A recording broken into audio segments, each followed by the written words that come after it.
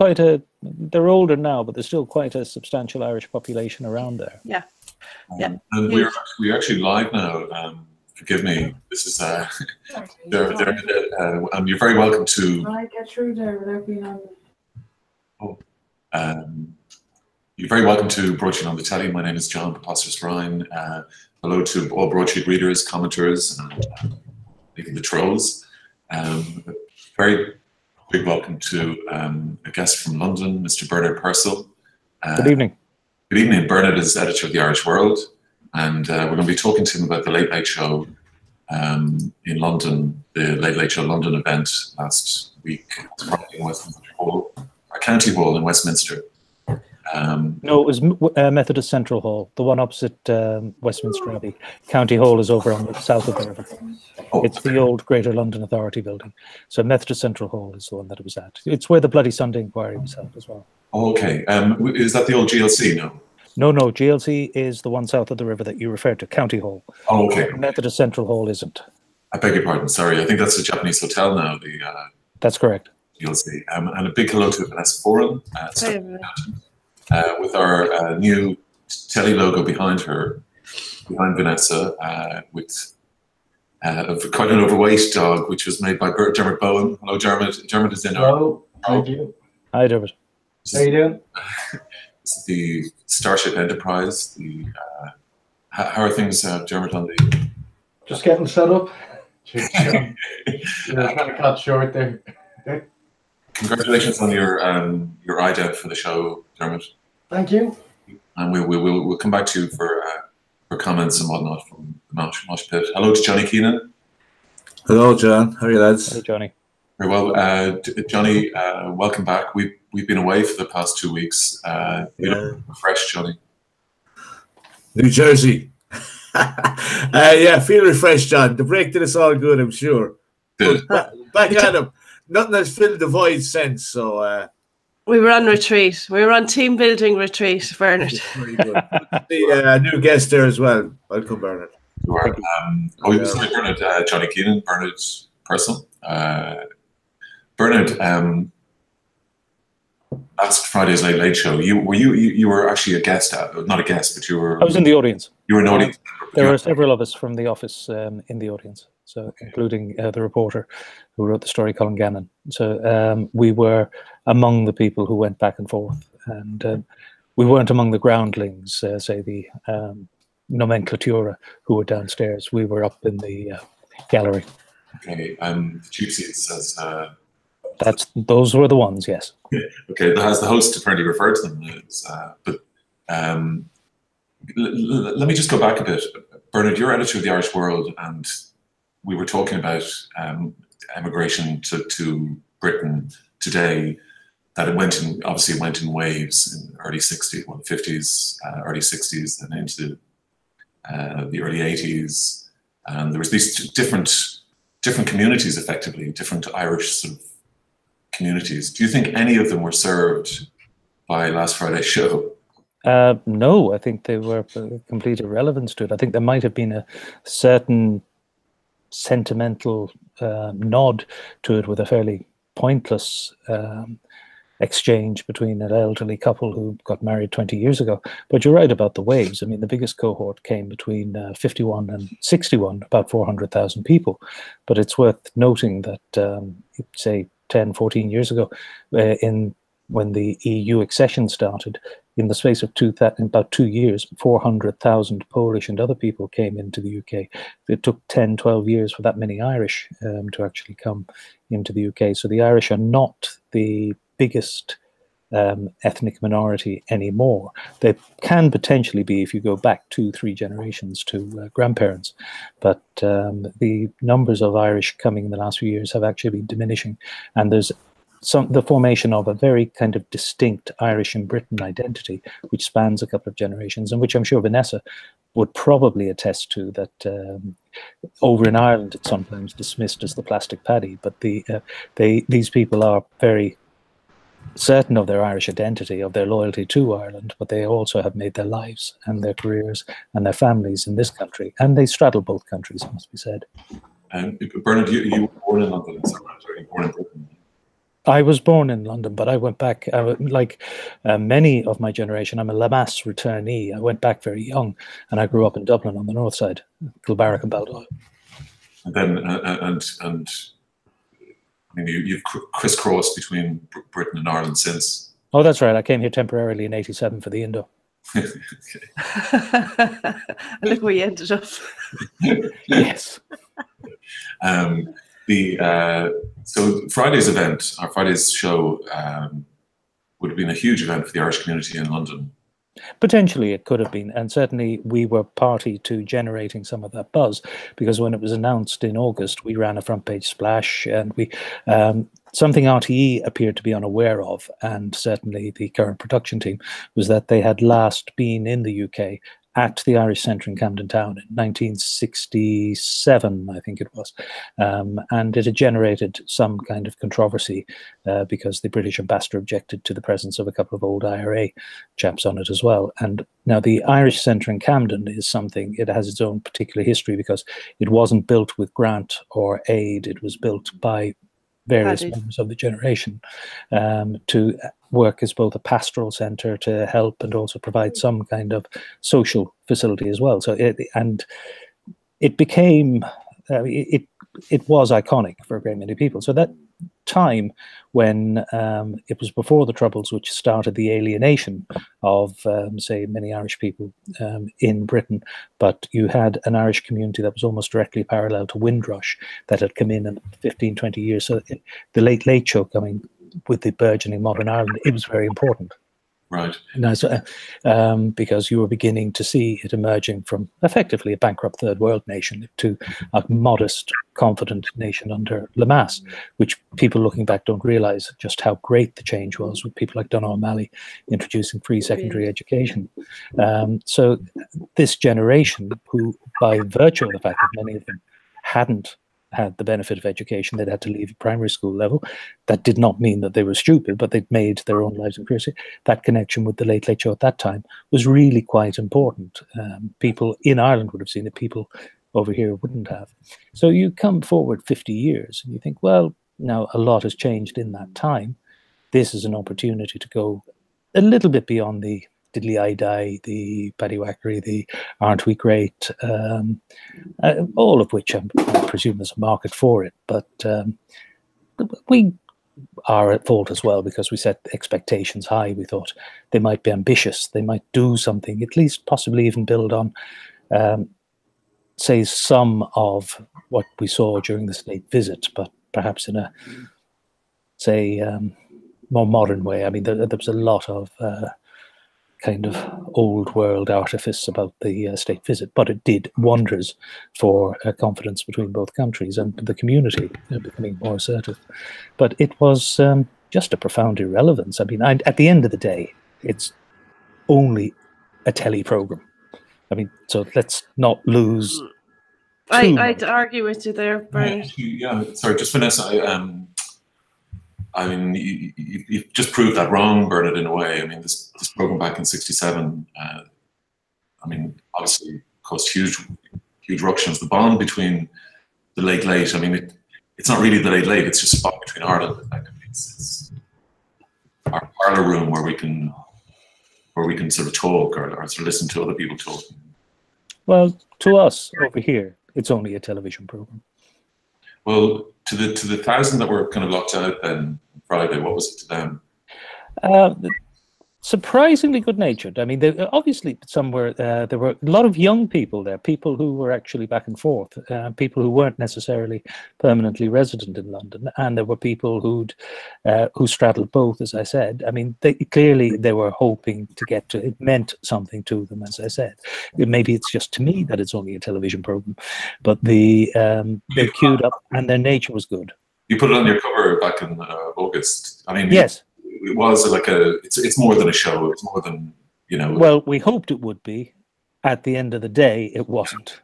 Right. Were you were you asked any of your advice at all, Bernard? No. You're out to the Irish World, so it's like the Irish family newspaper, isn't it, in Britain? Yes. Yeah, and we sponsor, and we cover a lot of GAA. We're the main sponsors of London GAA and media partners. We've got good relations with London Irish Rugby.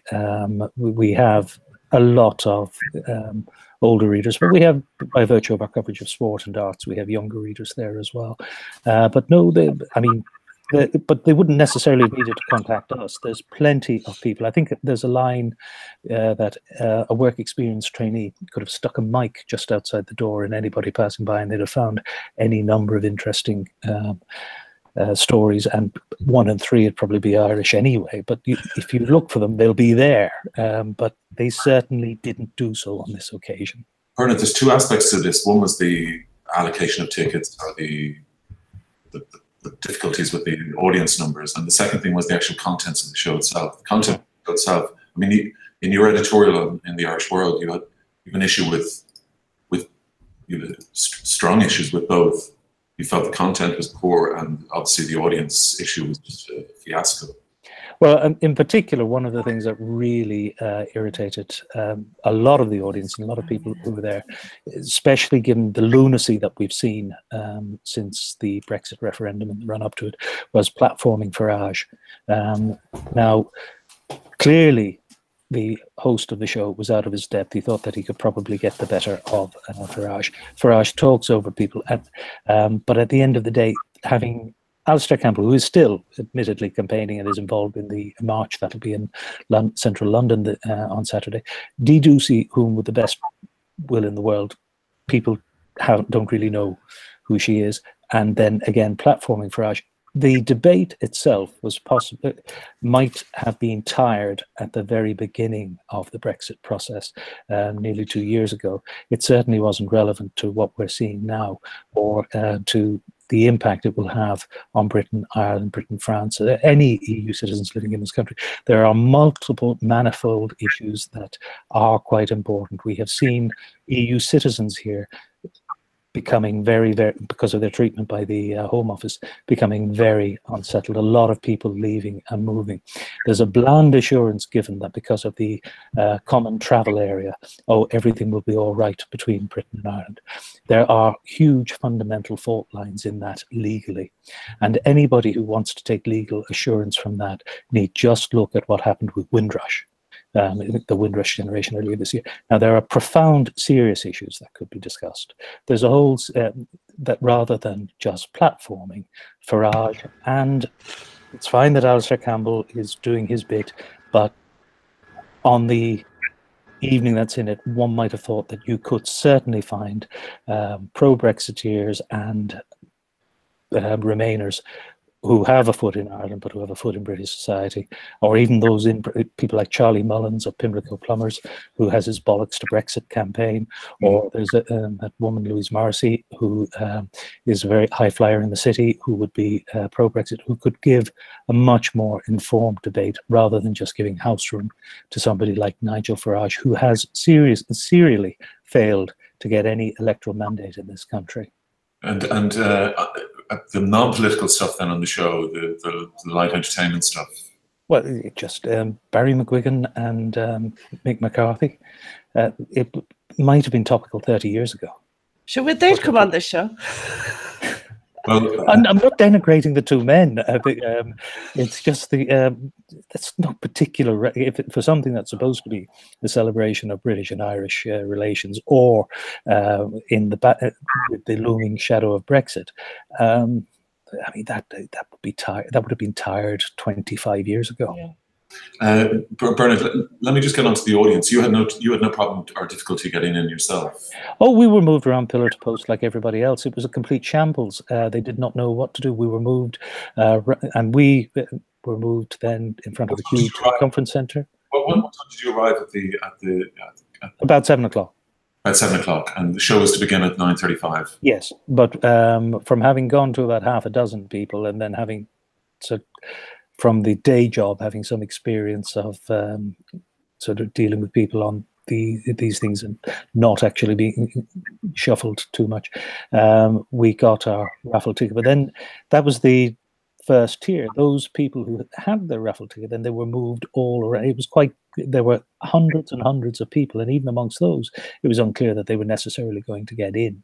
But they did deliberately overbook because they expected no-shows, a lot of no-shows, and they clearly didn't realize, well, your point, the cultural significance of the Late Late Show. And so you pick up your tickets at 7 o'clock from the box office? No, there wasn't a box office. Right. The tickets had been emailed to everybody. Then there were long queues around on either side of the applause people who were managers who had scanners to actually scan. Then, depending on where you were within the various tiers, you might be sent to somebody else that would be scanned, and you might be, say, a production part of a production guest for audience. Now, most of the audience were with us up in the cheap seat, so I mean that was several hundred people. That's where the main audience was. And then there were groundlings, and then there were people who had their tickets but were just in limbo for a couple of hours. And they didn't get in then? No, but they were. And even those who did get in were messed around quite absurdly and ridiculously. But people's humor was good. It was good-natured. And one of the striking things was that the people from, well, there was somebody who muttered when we were there, it never works out well when you let English people push Irish people around or tell them where to go. But they were very well-mannered, and the applause people were struck by the fact that everybody was so good-natured. Yeah, Bernard, in your editorial, you said that it wasn't their fault, that it's no use blaming this. Well, it wouldn't be exclusively their fault. I mean, clearly they represent themselves as being able to do a job, but they clearly didn't appear to have any backup or briefing from RTE management. Now, I gather RTE has issued a statement saying that the people that we said were RTE people were probably applause people wearing RTE laminates, but there weren't any RTE people there being... So they also said that in a statement, or that when Ryan Tubridy tried to make a put down to one of the audience that he didn't know the right people because he was up in the gallery, it was only banter. That didn't appear to be so from the look on his face. Right. Explain that to me, Bernard. At one point, and keep in mind, so there's a line in the editorial, which is that RTE often comes in for criticism for having this kind of air of superiority, or that it's removed and apart from everybody else, that they are a golded, gilded lot, particularly the presenters. And when you're on $500,000 a year, it's easy to see how that can happen. But you had a chap at the back, with a couple of excited people. They might have been having a pint, but it was the "How are you, Ryan? How are you, Mick?" or something, and somebody said something idiotic. But Ryan Tubridy's put down was, "Oh yeah, well look at you, you're in the worst seats in the house. What's that got? I was to say, clearly you don't know the right people." And it was intended to be a put down that it wasn't among the golden people. Now, it seems an odd thing to say, given that that was where most of us in the audience were. What's the last thing you say to any of the paddies in England? You know what I mean? Because they've left all that behind them, this sort of them and us. Well, there were quite a few who I think were recently arrived anyway. There were a lot of young people there, so they may or may not have been Irish in Britain. They may be recently arrived Irish, but it just seemed on the night in question, when people have been moved around and everything, and were feeling a bit... let's say their patience was tried, and they were good-natured. It just smacked it was a bit snide, and it smacked of privilege. Bernard, can I just interrupt you there for a second and just introduce Kevin Higgins in Galway. Hello, Kevin. Can you hear us? Everybody, very, very in what Bernard has to say. It's quite illuminating. How are you, Kevin? How do you do? It reminds me of something, John, the way good old Radio Éireann used to do town hall quizzes around the country. They'd just turn up on the night and thank the parish priest for the use of the hall. And there seems to have been an aspect of that about the experience in London. Well, they all had email tickets, so that in the digital age, I mean, they were carrying their emailed tickets that had been confirmed. But nobody was really in charge. Pardon? But nobody was really in charge. That, or there were too many people in charge, but clearly there was nothing thought through. Bernard, Kevin, we're going to come to you in a second. Kevin is with the Tune Survivors Network. He's a lawyer and an advisor to them. We featured their work prominently in the paper. Bernard, so the people who were in limbo then for the 2 hours and didn't get in, they'd arrived like you at 7. They got scanned, but then they were told to wait, and then the show started and they were told to go home then? Essentially, or they may have been told beforehand that they wouldn't get in, by which stage we were queuing separately. We had a huge melee. Some of the pictures you've seen just on the green by the QE2 conference centre. But there are people who would argue that you find yourself in London on a Friday night, and if the best thing you can do is the Late Late Show, well then there isn't a great deal of hope for you. But Bernard, you were there. Yeah, well, for me it was work. Okay. And you mentioned the Irish ambassador was there. Was he next to you? Was he in the same? Oh no, he would have been amongst at the ground level. There would have been the select guests, the particular upper tier. You mentioned him in relation to, forgive me now. What I said was there was no attempt to get any particular Irish perspective of Irish in Britain, or indeed somebody like the ambassador who was just a few feet away. And the ambassador is one of the first things he said when he came here was that he wanted to point out that British-Irish relations are defined by so much more than Brexit.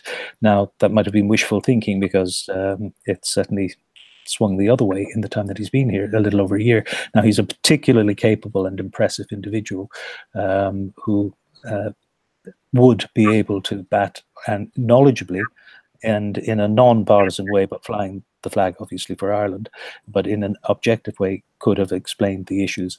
But and he would have been heard on Radio 4 at the weekend talking about it, and I think in the World Service on Monday. He's well able to. I don't think it was a snub. It's just it never occurred to them to ask anybody other than their British guests about the impact of Brexit for people living in the UK, which seems a conspicuous omission and a lost opportunity and a daft oversight.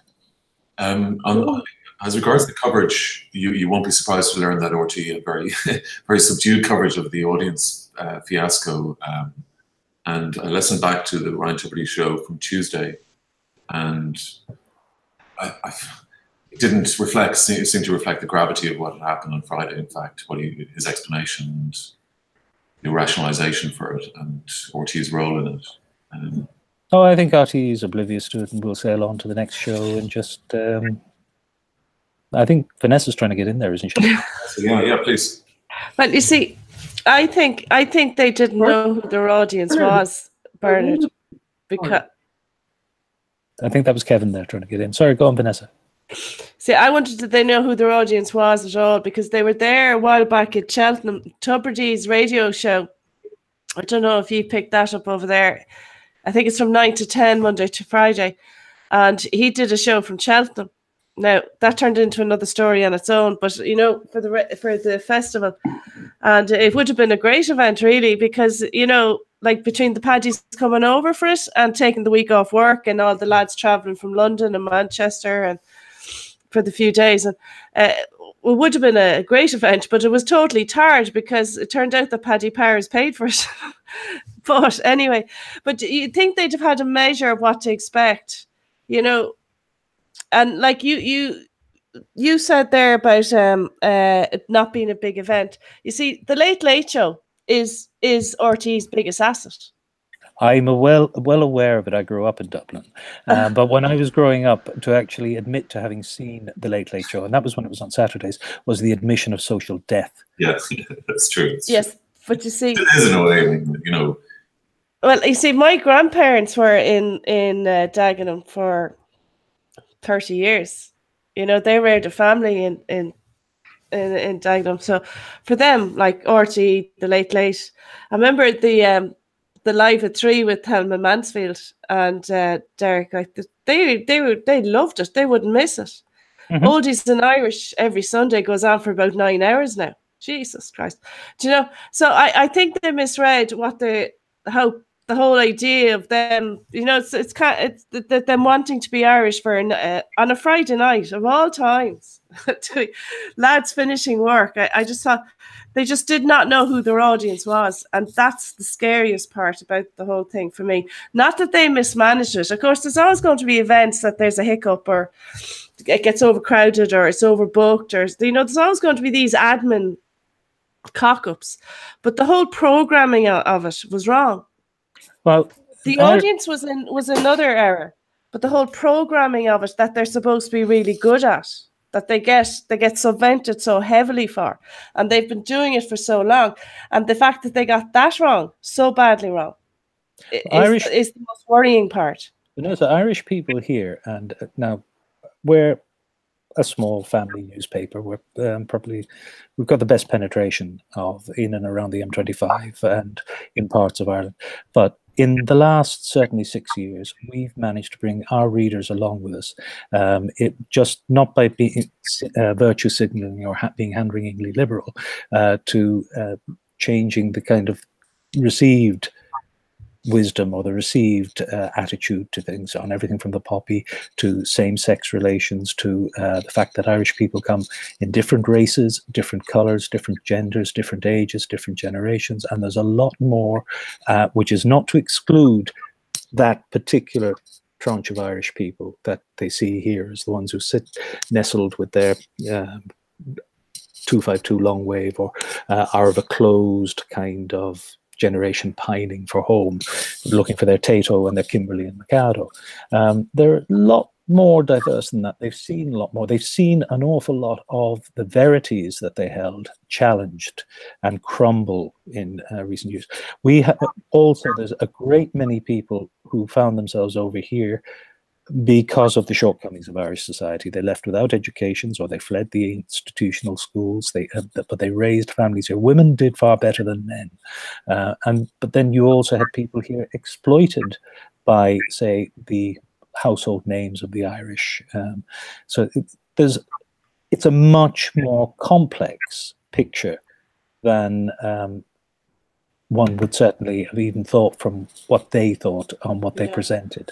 There's an awful lot of talent out there. There's an awful lot of talent as well for Irish people, from Irish people with English accents. Yeah. And there's a lot of Irish people with English accents.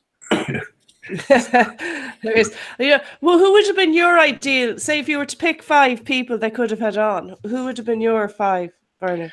There's any number of people. You could have had the head of the Serious and Organised Crime Squad, who very English, would call himself Plastic Paddy, but his mum's over in Limerick, he's Irish. You could have had Mick Crossan, very English accent, but Irish, owns Power Day, owns London Irish Rugby. There's any number of people in the city that you could have had. You could have had she's the Chancellor of Oxford University. She's from Watford, not from Watford, she's from Waterford, Casey. There's people, I said, just stick your head out the window and shout, "Are you Irish by any chance?" And you will find them. I mean, they're all over the place, and their sons and daughters are. If you grow up with an Irish mother, doesn't matter what your accent is, you know you're Irish. Yeah. And also there's a number of interesting people like Johnny Lydon or Johnny Rotten. Yeah, Kilburn. Dermot O'Leary.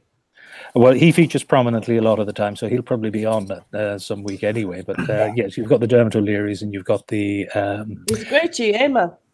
Yes. The parents relocated over to Ireland. They used to run a pub.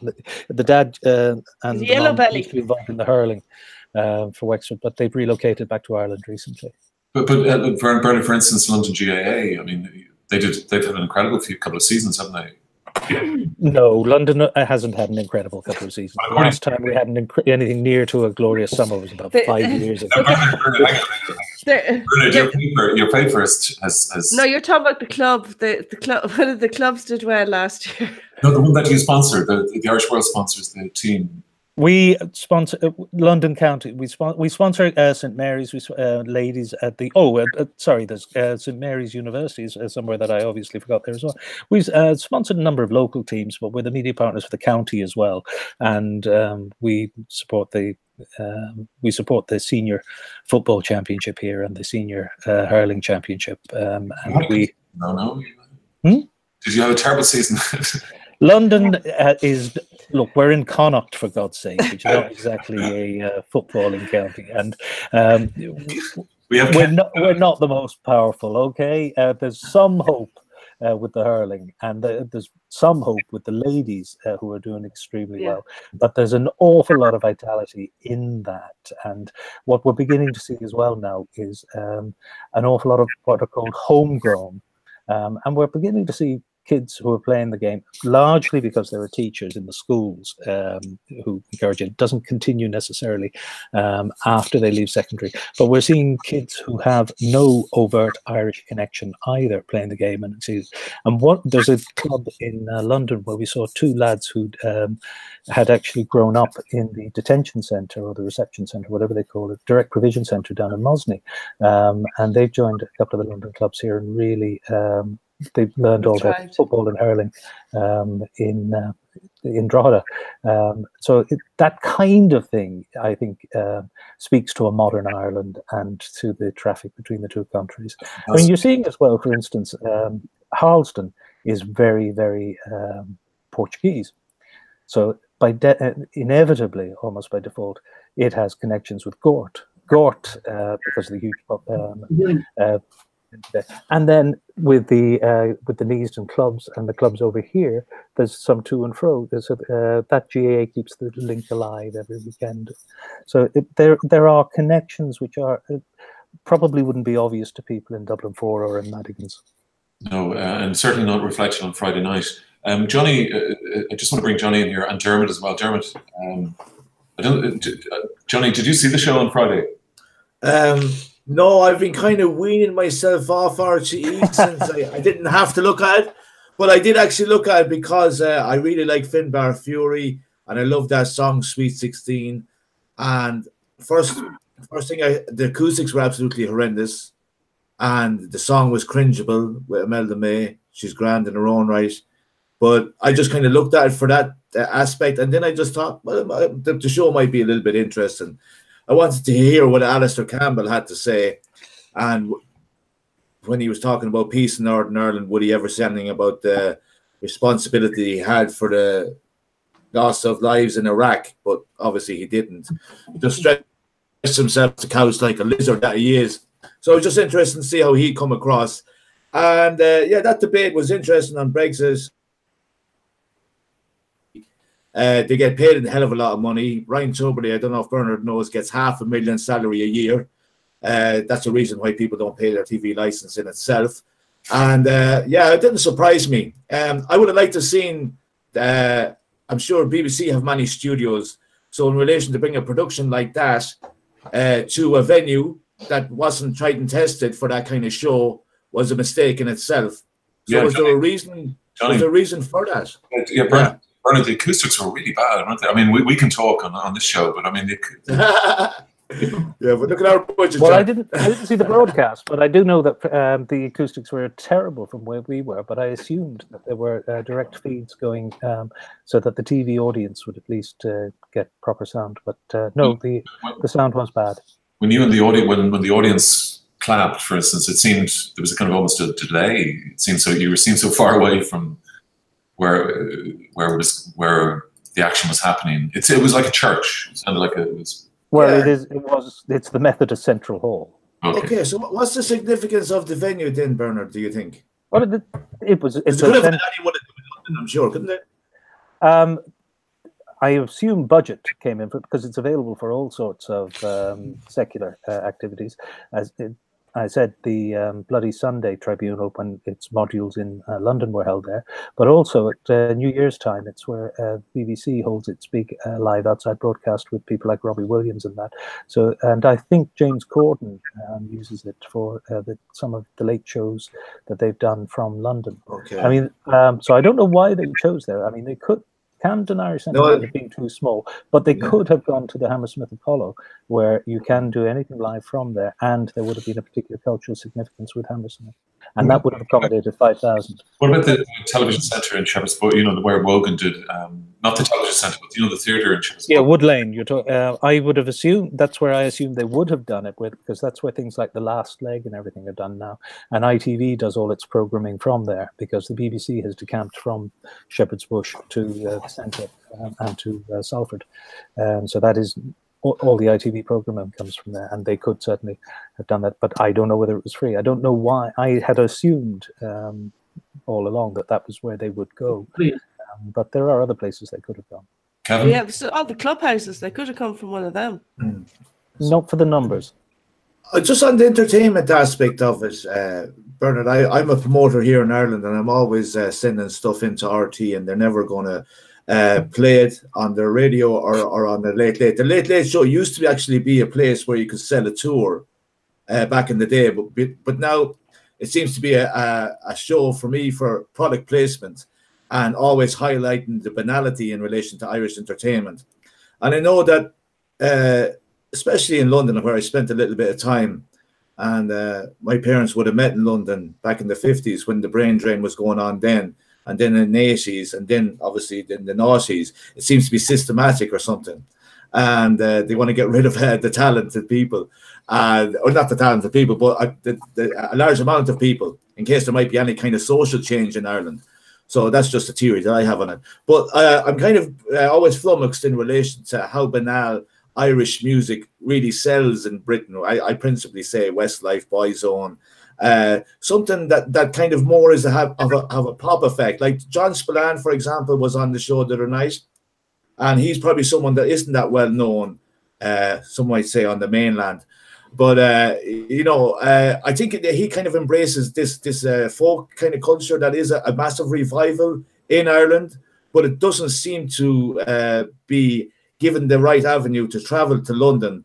And I don't know, in relation to Irish World, have you come across much in quintessentially Irish acts? I don't mean traditional. Everyone. We gave Nathan Carter his first big break, and various others. Right, We feature everyone from, say, Daniel O'Donnell to the Eskies. Okay. That's the opposite of what I'm kind of talking about, but yeah, okay. No, but we feature everybody from Foster and Allen through to from Ireland.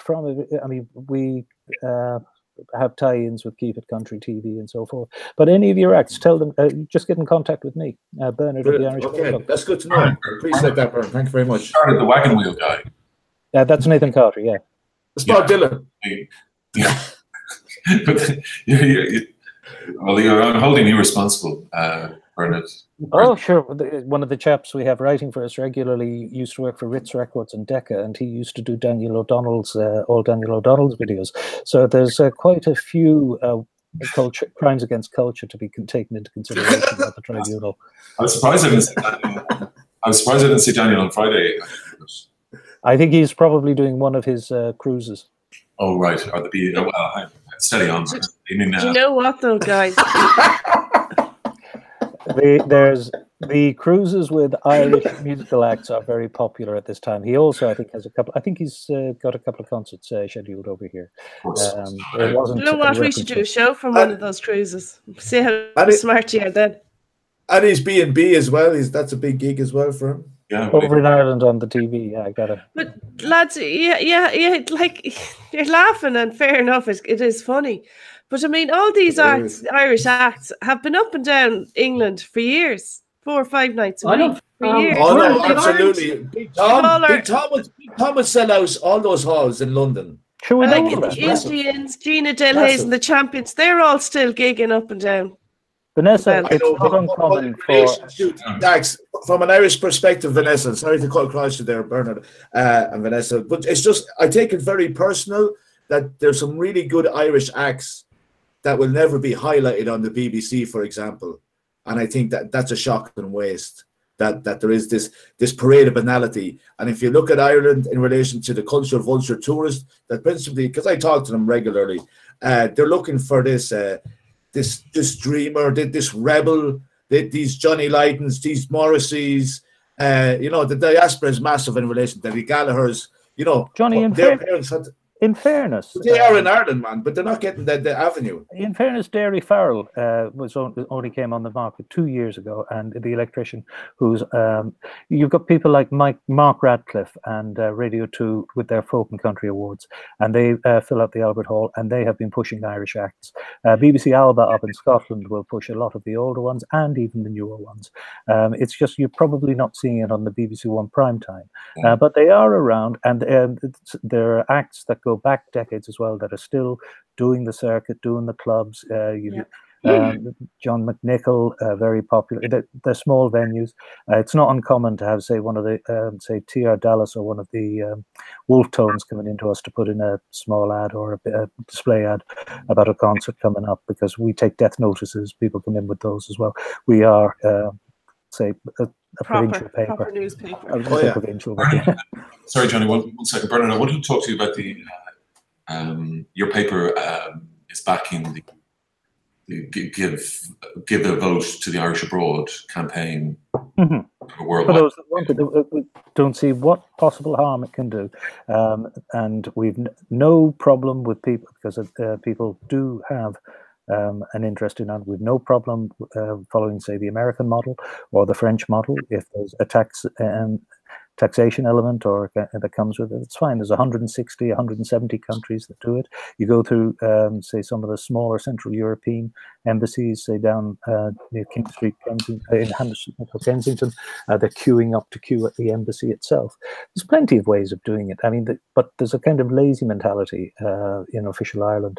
There's this belief that they would have been swamped by people voting for Sinn Féin.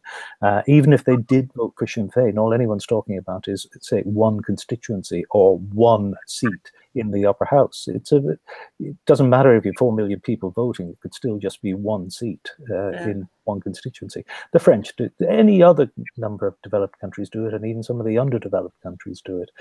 So it would seem to make sense. But we'd like to take it beyond that and just have much deeper, and just let the Irish diaspora be a resource throughout, rather than just at times like we've seen after the crash, where you saw a lot of sofa surfing and a lot of hitherto forgotten aunts and uncles suddenly. The diaspora played a big role there as well in the Home to Vote. Actually, Jennifer Castick would have been a guest on the Late Late the other night. Absolutely, and she's been very active on Twitter there as well. Yeah, and she was on the show here. Back in April, May. We did the late debate, the Late 8 debate. But that get the vote to vote, yeah, that was important. There's any number, you saw it as well with the most recent Eighth Amendment vote as well. I covered the original one back in 83. And that was salutary, looking at how things have changed. An incredible change. Bernard, how would it work then, for instance, if I lived in London and I wanted to vote, say, in Dublin Southeast, I would vote in the constituency I was. No, not necessarily. You could work in pretty much the same way as, say, you vote for the panel on the Senate if you're an NUI graduate. You could be part of that panel. You register. You would be. The French do it. I mean, for instance, London is the 4th biggest French town in terms of, it's bigger than Lyon, I think. So you have your designated constituency. So you have your diaspora constituency. And you could have one for people in America. You could have one people. You don't have to have an ever-expanding number of seats and representation. You could. As I said, there are hundreds of countries have managed to do it. A country with 4 million people shouldn't exactly find it rocket science or particularly challenging if very, very large countries are able to do it. Did you mention Israel as a good example of a country that allows their... No, I didn't use it in terms of the mandate or the vote, but in terms of a resource, using its diaspora as a resource with a particular fund, and promoting those ties. David McWilliams mentioned that in his book a few years ago, saying that it was a good model in terms of how they use their expats and diaspora. Well, it would be the best in if you have a diaspora of 80 million, which Ireland apparently has, like, who should be allowed to have a say in Are you just talking from in relation to referendum and presidential vote or election? It was the Constitutional Convention that said the voting for the president, that you could apply by the same logic. Why not have a seat in the Dáil itself? And then you depend on somebody who represents the diaspora as much as perhaps Michael Lowry. Just You didn't lose a sense of humour over there anyway, fair play. but you could, I mean, start with there's enough tip fellas all over the world to make sure there's always a Lowry in the Dáil. Well, No, go on. Sorry. Yeah, but the gathering, for example, do you remember that in 2013? of course, yeah. You know, that was, as Gabriel Byrne famously said, the shakedown. So we want the diaspora to come home and spin, but they actually had these meetings in all the counties. And I actually proposed that in Kilkenny, that maybe while they're home, say, and here you go, you're entitled to vote in a presidential election and a referendum. I didn't really know how much it would affect the course of the vote and how many people would be able to vote.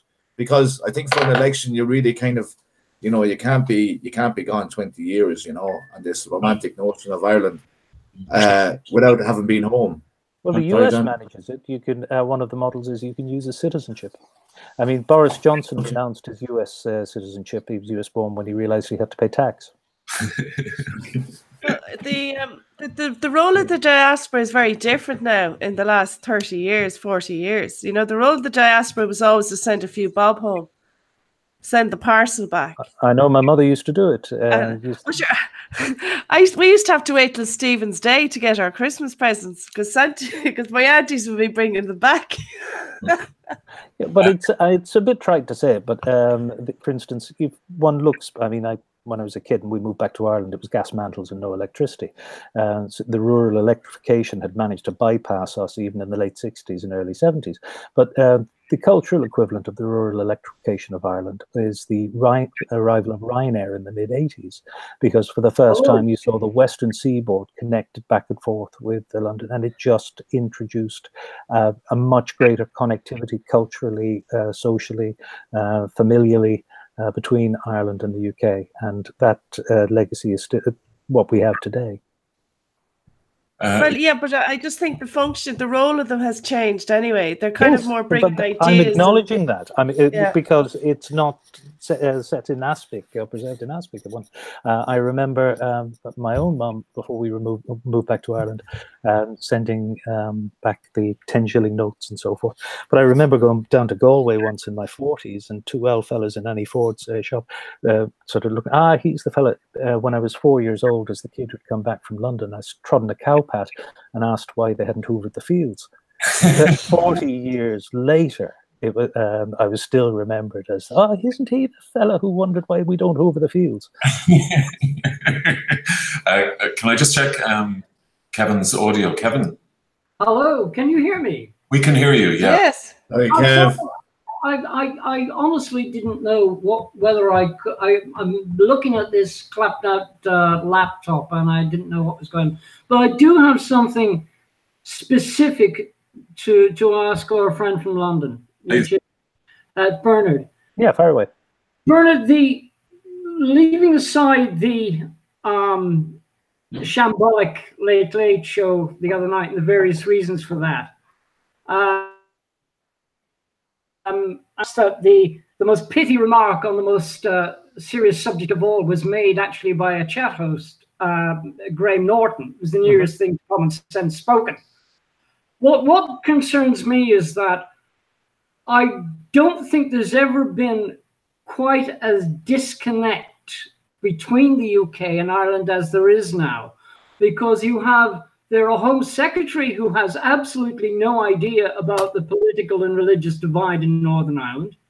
And it seems to me that since the 50s, 60s, 70s, and even 80s, there isn't a voice in the House of Commons.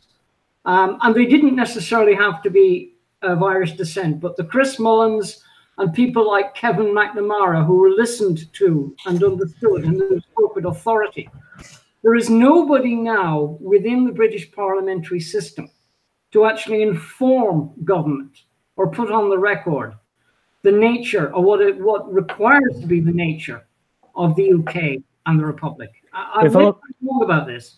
You're quite right. If only there was a nationalist party that had maybe 8 seats that they could use. But it is something which there is that lacuna there now, that there were voices within the House of Commons up to the last generation who did have an influence, who did understand Ireland, who did act as moderate voices. I mean, the current Home Secretary seems to know as much about Northern Ireland as Reggie Maudling, who on his first visit got back on the plane and said, "What a bloody awful country, give me a gin and tonic." And we're back to that. We have gone back 4 decades.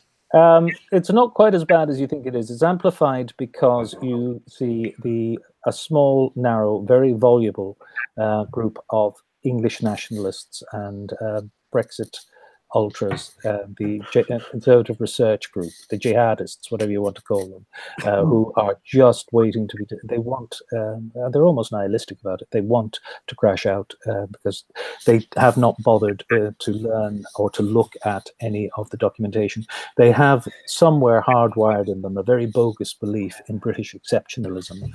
They can't quite get over the fact that the rest of Europe can get British media, can read British media, can do it in a couple of languages. They know what's happening, and that they are a rules-bound organization. It's a legal entity, whereas you have a small, very vocal group, which isn't representative of all of the votes across the Commons. There are more people there who are more sensible than you think. But a great many English people do not know history. They're taught Tudors and Nazis. They don't even know their own history. They don't know the history of the county next to them, and they have no interest in Northern Ireland. The only filter through which it has actually been reported is in terms of atrocity and bombing and so forth, and they don't want that. English people are. They've been fed, and I've interviewed Tony Blair about this, they've been fed lies for 30, 40, 50 years about Europe. So inevitably, it's been coming on a drip feed. It's going to colour their viewpoint. They do not understand it. And you have the Michael Goves, the Boris Johnsons, lying through their teeth, either through ignorance or just not giving a damn, just completely misrepresenting the fact that it is a democratic experience. On Kevin's question, is there a voice like a Chris Mullen? Is there a? I mean, I'm sure Corbyn was. Would you have regarded Corbyn as one of those people? No, I wouldn't have. Corbyn and MacDonald and others were the ones who always gave succour in house room to the Provos and to Sinn Féin at the worst time, when you had John Hume and Seamus Mallon and others walking a tightrope trying to get some broader understanding for constitutional nationalism. So MacDonald, I think, is in some of the papers are running, but saying he said some remark about wanting a united Ireland. Theirs has never actually been a kind of thought through constitutional comprehension of the settlement in Ireland, and the fact that you can have a united Ireland when a majority of people want it, when the consent is freely given. Kevin McNamara pushed for the principle of consent. That was the whole point about Articles 2 and 3. A lot of people educated the discourse. John Major, it's always worth remembering, at the time of Maastricht, was relying with no majority at all. He had the Eurosceptics, and he was relying on Ulster Unionist votes in Jim Molyneux to get Maastricht through, while at the same time he kept the peace process going and the contacts going. Paddy Mayhew and others. Yeah. Well, Major was talking to the Provost when Corbyn was too. So, except Major was doing it behind closed doors. He seems to have a better grasp of them all as well. That I find even lately now he's a better grasp of Northern Ireland than May has. Theresa May's only focus on Northern Ireland is that from the perspective of being a Home Secretary, filtered through a security prism. She was Home Secretary for 6 or 7 years, and the only thing she wanted, and the only thing James Brokenshire wanted, was for Northern Ireland not to blow up or explode in their faces, and just to keep it controlled. And Bernard, how did the Irish vote in the Brexit referendum? How did the Irish community vote in Britain? The great kind of misunderstanding about the Irish community here is that they vote in some other way or different to others. They vote exactly the same way as the rest of the British. There was an attempt in 1992 to try and Bob Worcester of Moray and the late loved Kevin McNamara tried to persuade John Smith that there was an Irish vote that could get them over the finish line. Affluent Irish people in some areas are going to be Tory.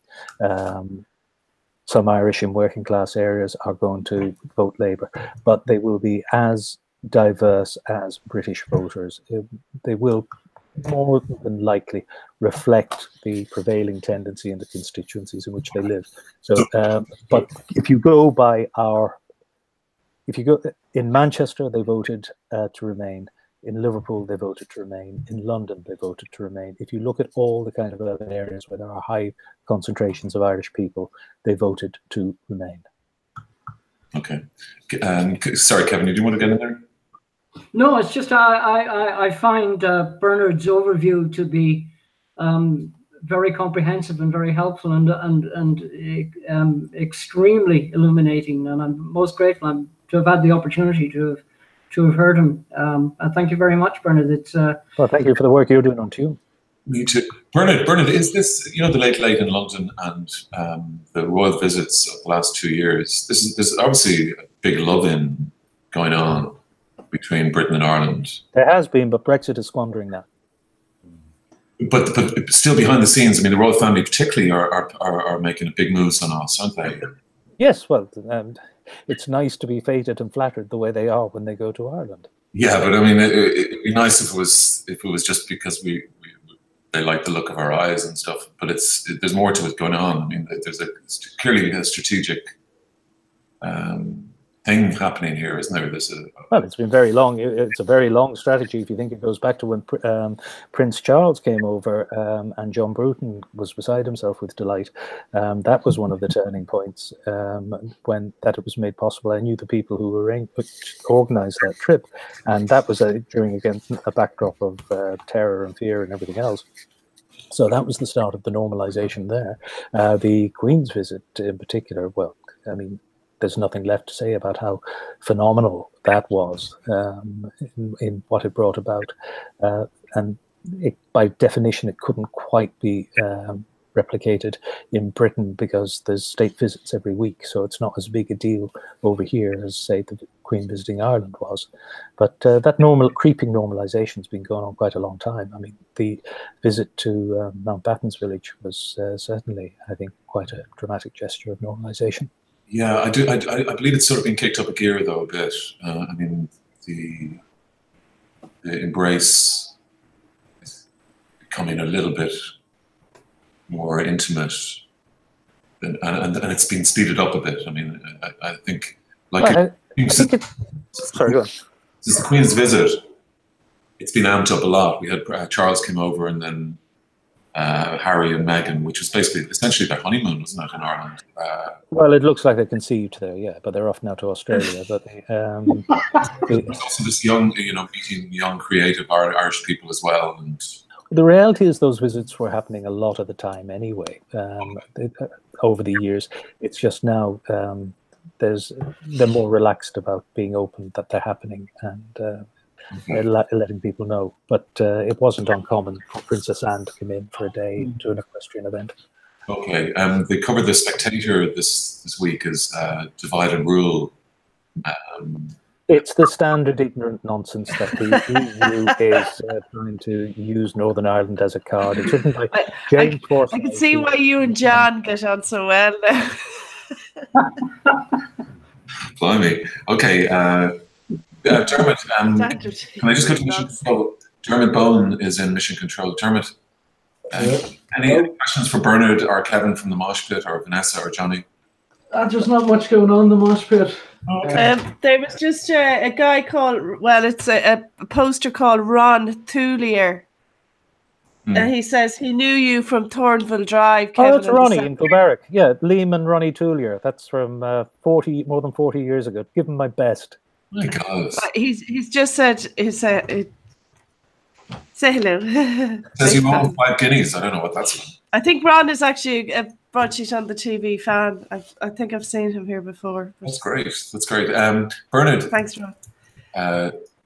Bernard, I hope you can stay with us because I'm Yes, of course. Sorry, John, could I ask Bernard something, if you Please. don't mind? You were talking about the people that grew up in Mosney here. Yes. And they're over in England now. Well, there's two lads who come from African families who learned the GAA in Drogheda, and they're playing on teams here. Yeah.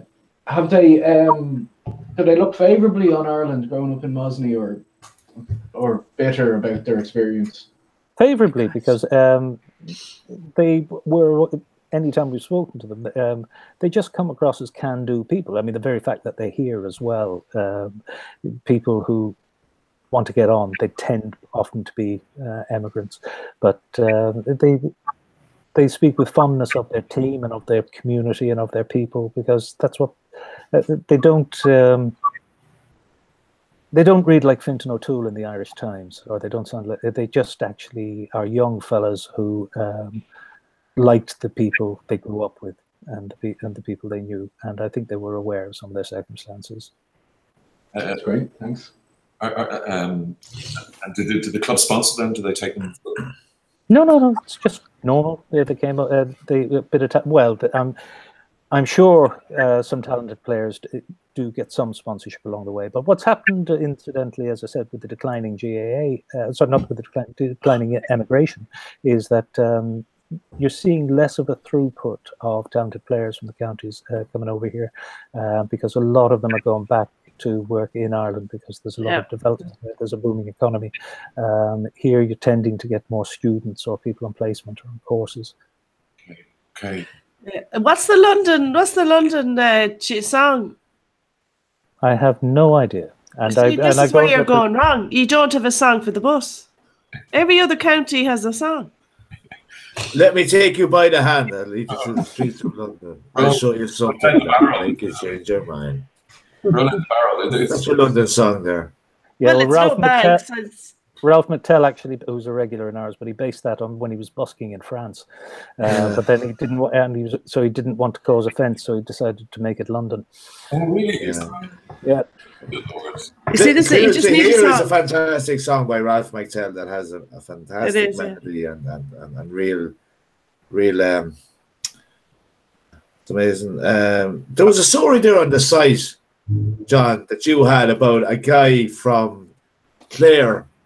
I was going to ask Bernard that actually. Yeah, that was a beautiful story. You know, he sent an email or wrote a letter. Go on, John. What was it? He was looking for. He was an elderly gentleman, and I believe living in London. Bernard. He was looking for friends in Lahinch.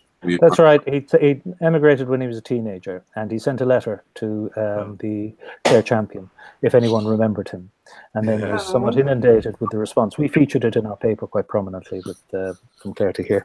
But then somebody wanted to fly him back, and they have this almost default impression that people have of Irish people here that, oh, he's old, he's in a bedsit, or he needs to be rescued, whether he likes it or not. He might have done very well for himself, had he? Well, he wanted people to know that he did have his own flat, that he was and he was just really wanted to know if anyone remembered him. He was of an age, and it was a particular sunny day. He wasn't quite the broken down figure that people wanted to immediately think of. And about once a year at Christmas, you tend to get a lot of people in Ireland think that the Irish are all homeless and on the streets, and then forget about it the rest of the year. No, he was his daughter was fielding a lot of the inquiries. A lot of people, media people expressed interest, but he was quite touched by it. But it was something that, particularly when it happened as well during the year, there wasn't quite a lot happening, I think, on some of the news outlets. But it was actually one of many touching stories. I mean, but he wasn't a tragic story. Yeah.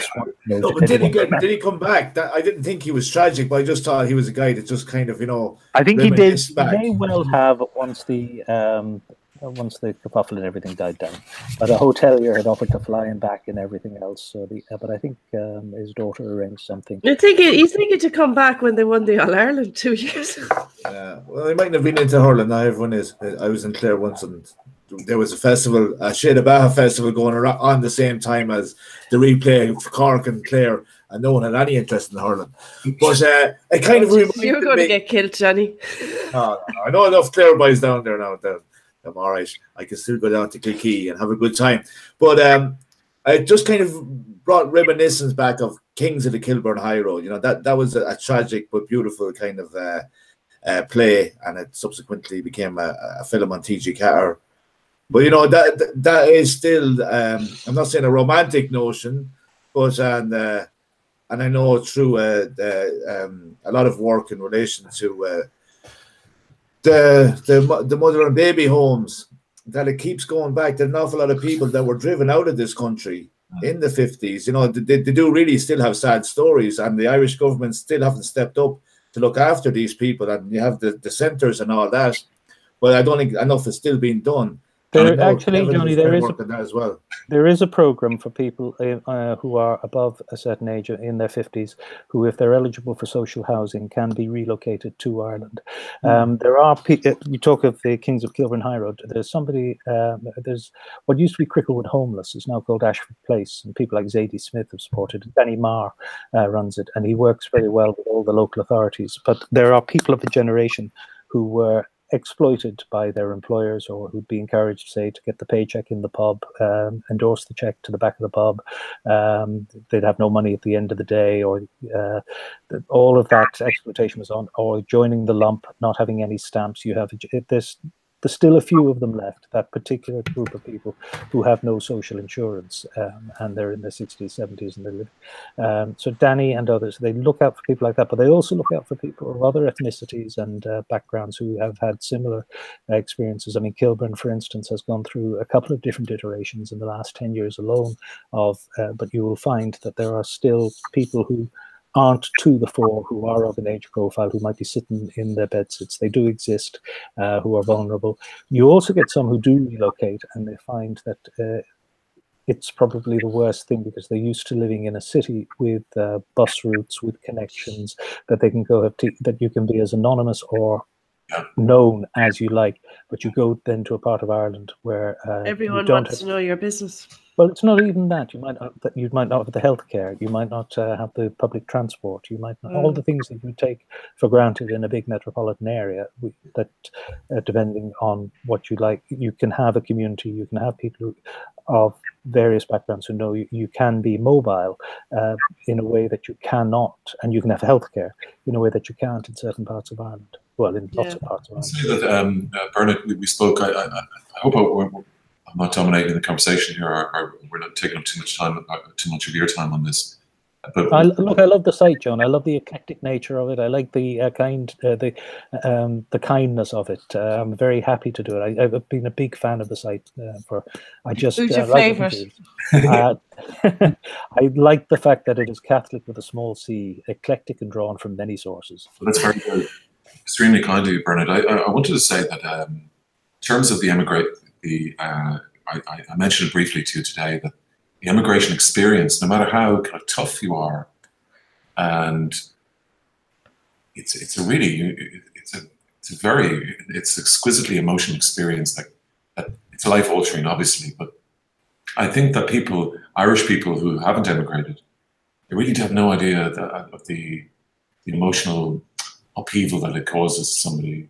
I think that's fairly universal, because around the corner from me there's a family. They have the post office, but they came from Kenya in the early 70s when they were driven out of the country. And I remember one day him telling me that he got a dog. It was a rescue, and he'd always wanted one ever since when they were kids. A dog had saved them from a lion mauling them. That was a life experience.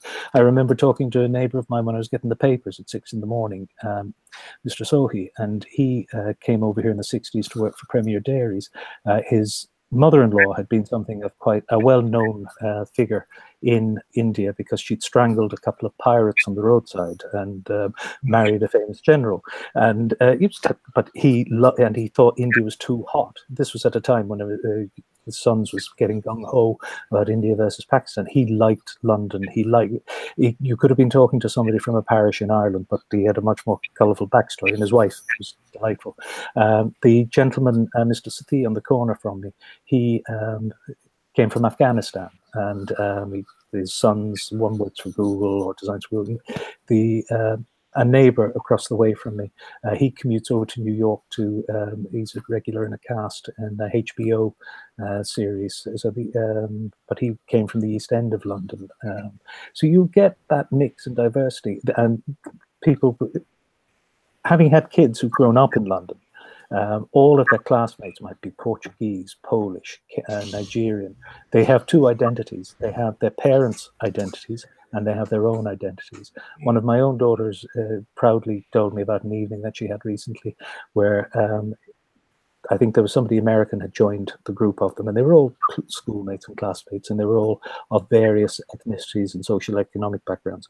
But someone asked, "Oh, would you consider yourself all Londoners?" And they all said so with delight and pride, and that unified them. But they had the emigrant strain in the background, but they also believed that, that they were part of the city that their parents had adopted and done so. And you have that with immigrants throughout.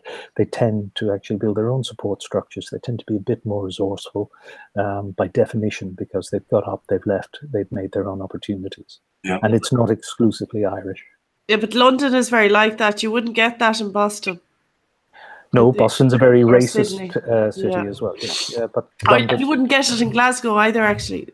Glasgow still has a huge Irish population. Glasgow's changing. Glasgow is changing. That I haven't been there in a few years, but no, it is very much changing. It is beginning to happen.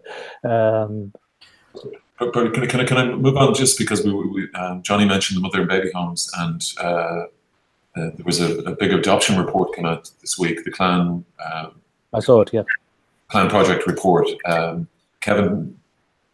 Yes, sorry, Kevin. Oh, yeah. Well, I'm not the leading expert on this. The Clan report is extremely important, and it shouldn't pass on. I shouldn't even mention it without mentioning some of the principles behind it. Who did all the heavy lifting, not solely, but people like Claire McEtrick and now Dr. Maeve O'Rourke, two extremely energetic and talented and committed young people who, with support from others, have produced the nearest thing to an official record. The difficulty for survivors of institutional incarceration, and with all of that flowed from that, the servitude of mother and baby homes, illegal adoptions, lack of identity, the difficulty remains that church and state are still firmly wedded in a commitment to conceal and hide the records and simply do everything in their power to prevent people knowing their own personal history. So in that vacuum, what you've had in the past 4 years with the post-Magdalene inquiry, poor and inadequate as it was, and the growth of concern and awareness of mother and baby homes, you have a group of talented and committed people who have simply created the default record, where the state and church will not release the official record. What you have are now the survivors, still alive, swearing affidavits to a state institution, the mother and baby home. Now, as you know, an affidavit is a sworn statement of fact. And unless refuted or rebutted by an opposing affidavit, any court, any tribunal, any judicial inquiry accepts that. If it is sworn evidence, it is accepted. So what you have is this huge number of affidavits of survivors who've been through the twin-limbed sort of incarceration of mother and baby homes and Magdalene inquiries, putting on the record for a state inquiry, a judge-led commission of investigation. And by default, we are now getting an official history. And whereas the material which passes to a commission investigation is theoretically then confidential and cannot be released to anybody, you can be damn sure that the people who have done this have their copies. And I do know that many of the oral records recorded, given by the survivors, have now been lodged with the Royal Irish Academy. And Great. if the state will not assist, if the church will not assist, what we have is a remarkable piece of work of people. If you know, they say that history is written by the winners. Well, in this case, the survivors have bitten back, and it is truly wonderful. Can I just the report is it's by the Clan Project, CLAN Project, yeah. And it's carried out by the Adoption Rights Alliance, Justice for Magdalene's Research, and a law firm called Hogan Lovells. Yes, Hogan Lovells facilitated the drafting of course, when you said just the affidavits, but with that will be appended the exhibits of these people's such records as they have been able to acquire, a variety of material. Literally, the commission is being swamped with material which would otherwise have never seen the light of day, and they are obliged to accept it and incorporate it into their report. Kevin, if it's possible, could you help Derek Leinster and the Bethany Homes campaign, because they've been really getting the runaround? They have indeed. Now, I haven't had, I am aware of Derek, of course. What I do know is that the person most informed... Bethany is different in the sense it's Protestant run now. Yes. Yes. Now, Niall Meehan has been engaged with Derek and the Bethany Home survivors for some very considerable time, as you know, and has done immense work. What I would say to you, Bernard, is that all of the work that has been done, such as it is to assist and engage with survivors, has all, to date, has all been done pro bono, all been done voluntarily, including by people like Niall. Mm-hmm. We have been tried to enlarge as we go along the amount of expertise and individuals that we have to assist. I would say to you that the publication of the Mother and Baby Homes report next spring will not be the end of this matter. No, I think the climate is changing, because you've seen that there are criminal charges pending now in Pennsylvania. Now, yes, admittedly, they relate to sexual abuse, but once it's broadened out to recognize it's just abuse and take away the... Correct. You will not see any criminal prosecutions in respect of mother and baby homes in this country. That will not happen. Mm-hmm. Neither will you see a tribunal of inquiry, for all the usual reasons that would be put forward. And we've already seen the inadequacy of the Commission of Investigation format. Well, the reality is they want to let the clock run out for them to die. Well, there is that, but also the manner in which what any commission investigation can do is circumscribed by the 2004 Act. Now, I'm on record since this was created almost 4 years ago as describing the Commission Investigation Act format as a crock of shit. Now, incidentally, in the past week, Peter Charlton, in his Disclosures report, which you may or may not have had the benefit of, actually Peter Charlton specifically drew inadequacy of investigation format. And it is inadequate, and it was designed to be inadequate. It's like calling something a Freedom of Information Act, which is specifically designed to suppress information. I do understand the anxiety and the passage of time for people like Derek, who've been sidelined from the greater part of the commission investigation. But I do hope Derek enjoys a much longer and happier life. And the matter will not end with the publication of this report next spring. There is no question of that. It will We've not end. received letters from some people who are trying to make contact or find family members whom they believe. So if there's anyone, I'll ask John afterwards to whom I can forward those letters. We get a lot of older people writing to us, to us. Bernard. By all means, forward them to the network, and whatever we do, we will be very happy. They will get a warm welcome and any assistance we can give. Thank you. I have to say, Bernard, something very, it's a very sad thought on Friday that there were more people turned away from the Late Late in London than showed up for the funeral cortege for the Tune Survivors Network. I have to say that there's something about this story that it doesn't have a hashtag. It's not, it's not, you're not virtue signaling by helping out with the story, but there's a reluctance for people for it to become a mass kind of movement against, Well, that may be the fault that may lie with John, but I was chatting to Johnny about this the other evening. We spoke for about an hour about that and other matters. I had given you notice that we were going to do that some weeks, in fact, before we did it. And it was an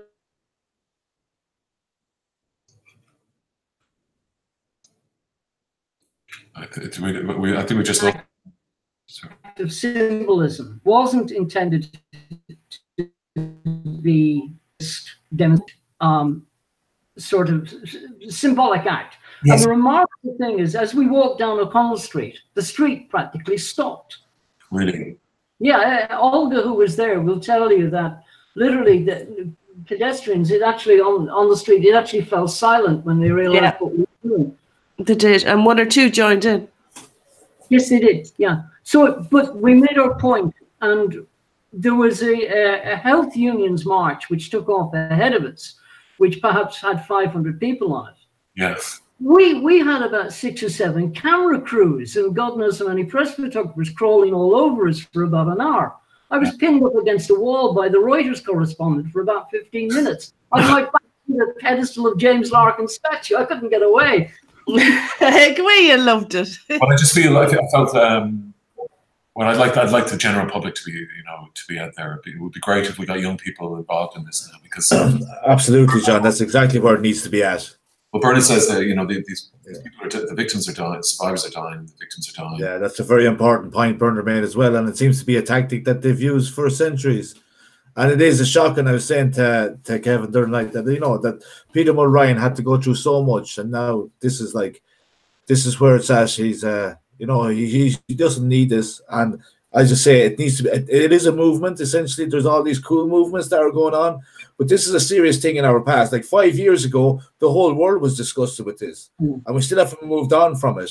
So what Kevin is doing, and all the pro bono work, and everyone that's volunteering in relation to get this thing excavated, and the natural process has to be done, and it needs to be highlighted on a regular basis.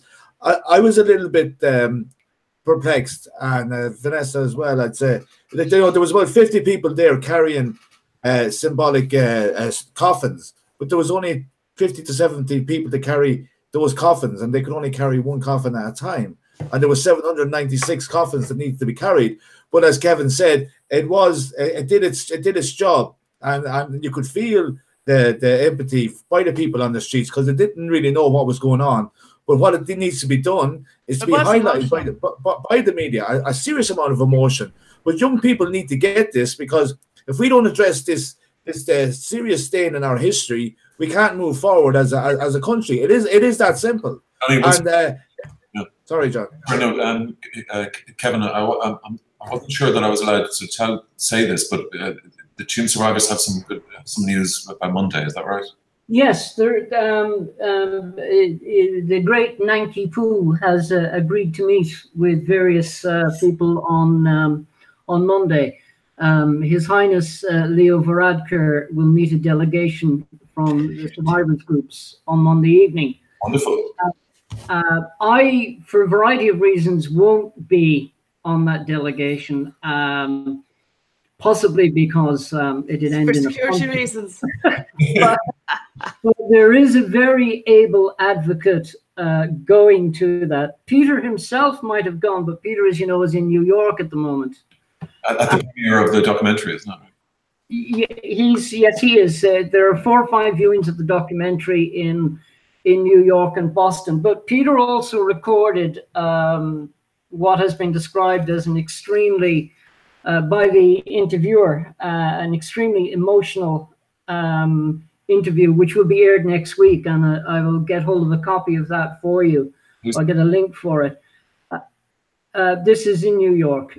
I'm trying to remember the name. It's a very prominent reporter. The name just escapes me. Forgive me.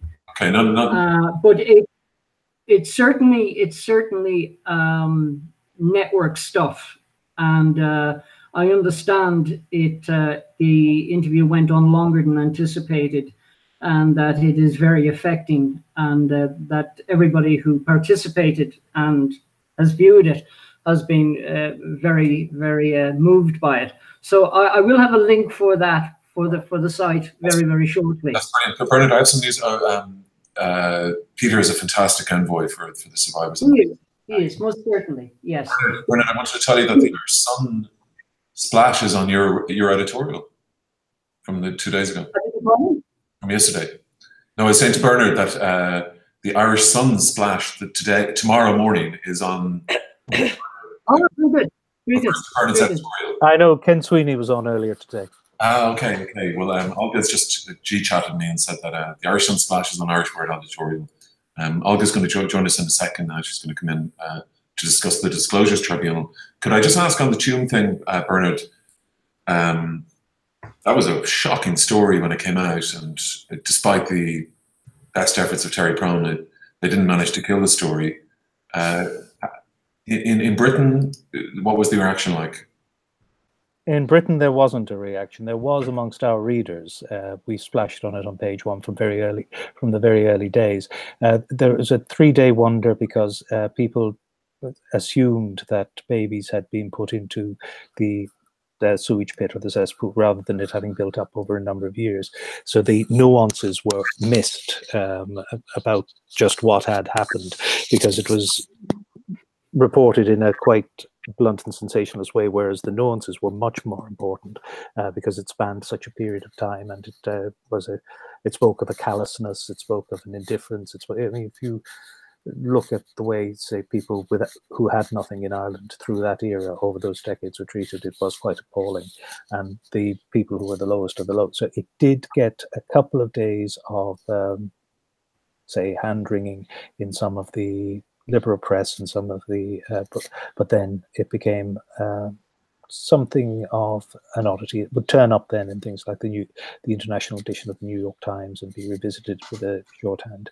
But a lot of these things, it requires tenacity and commitment to keep it in the public eye, and you need to have a new angle at different times if you want to get a broader audience. And the way, if you really want to, going back to the earlier point there, if you want to draw people in, younger people, you have to give them the sense at least that they can affect change, that change is possible. Otherwise, if people just feel, well, what's the point? It's always like that. They become, you get kind of indignation fatigue. So it was reported. It was reported extensively by us on several occasions. And we have several people who write into us who are of a generation. And as I said earlier, you will find that of those people who are damaged, even when I did my other job on another newspaper, and I used to interview victims who'd come, say, who'd be younger than these people, the women would often find that they made new lives for themselves. They had no confidence, but they were often grateful to have found a loving husband. The men found it harder to actually adapt. They would often, but you did get some unusually and counterintuitively positive stories. People who actually grew up in those homes who just remember kindness. Right. Dermot had asked me, was it an English reporter? No, was it who got the Terry Prone letter? No, that was Saskia Weber, I think. Was it French journalist? French. It was, yeah. French. Saskia gave it to me French and I put it on Twitter. You what? Saskia gave it to me and I put it on Twitter. Oh, was it you? It was, yeah. Well done. Wow. So, Well done. God. I want to. Oh, here's Olga. Hello, Olga. Hello, everyone.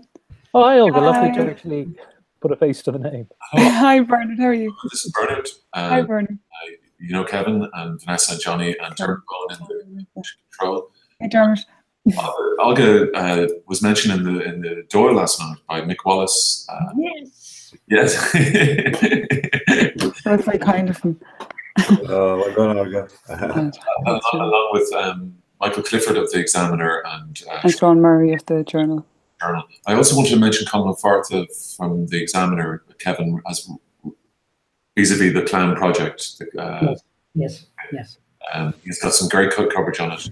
And how can people get involved in the Clown Project? Who do they contact? Well, you can find them. They're all over.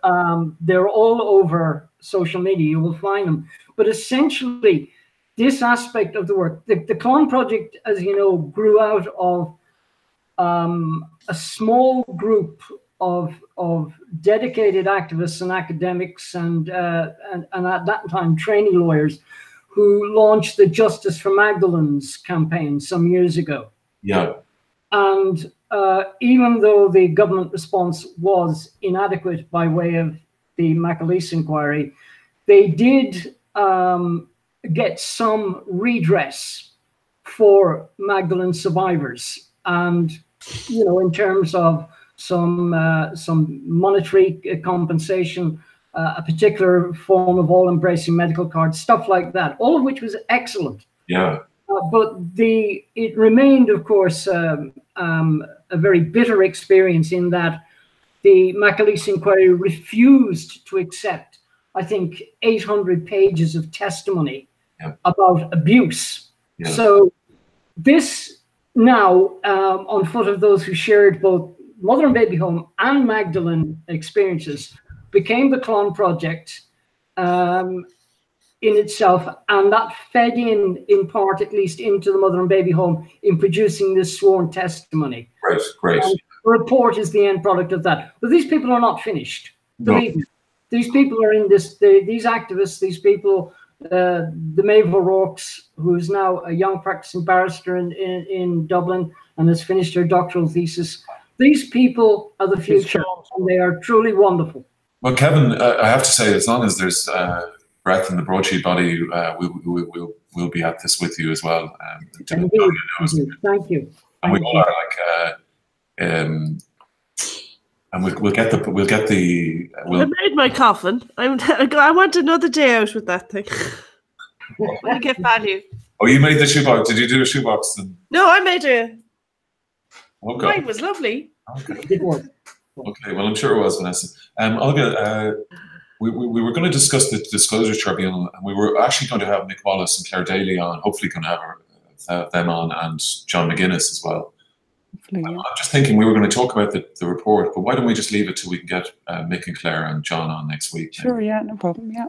I mean, we can go through it, but it's labyrinthine in the extreme, and there's aspects of the report that probably need a lot of teasing out, and you're right. But Olga was there on the spot, and she's after being name-checked in the doll, that's to be celebrated, so if we could hear from Olga as opposed to the politicians in relation to Excellent. Because there was a lot of reading in it, and I'm trying to get through it. And as I said earlier on, Olga, I'm trying to wean myself off mainstream media.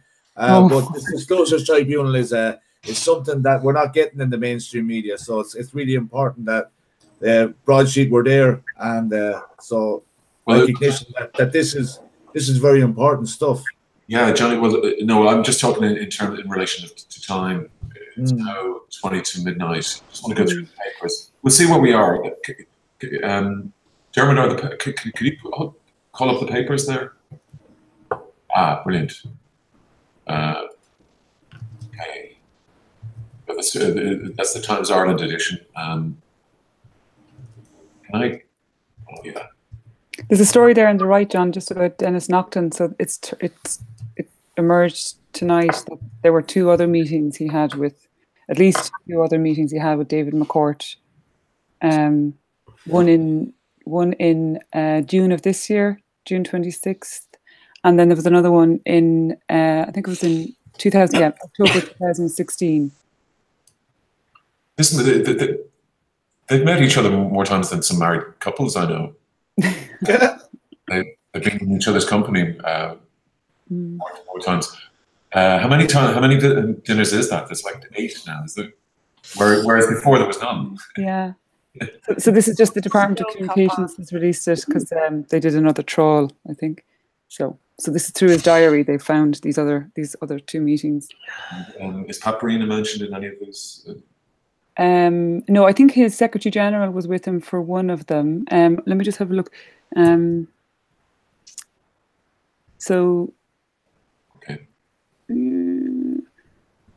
So there's no minutes of the meeting that he had in October.